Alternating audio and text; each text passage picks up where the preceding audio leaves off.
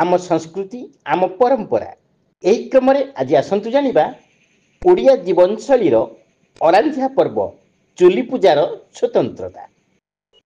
ओडिशार केतेक अंचल निर्दिष्ट केतेक संप्रदायर लोक एही अरांझा पर्व को गाँ गहली चुली पूजा भाव पालन कर प्रतिवर्ष भाद्रव मास शुक्ल पक्ष एकादशी तिथि घरे घरे अरांझा पर्व चुली पूजा पालित होता है। प्रति घरे रोषेई कार्य संपादन होउतिबा माटी चुली को लिपापोछा करी विभिन्न किस्मर फूल सुसज्जित चुली रे भोग सामग्री दे चुली पूजा करी अरांझा पर्व पालन करा जायथाय। विशेषकर कौन संप्रदाय किंबा गोष्ठीर वृद्धा जने यही पर्वर पूजा अर्चना करथांती।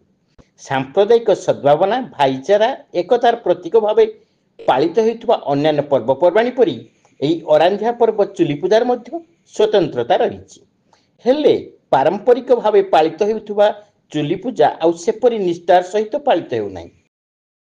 माटी चुली परिवर्ते लोके एबे व्यवहार करुथिबा उठा चुली गैस चूल्हा यथाविधि धूप पुष्प देई पूजार्चना करे रोषेई बासरु निवृत्त रही केवल परंपरा बजाय रखिछंती।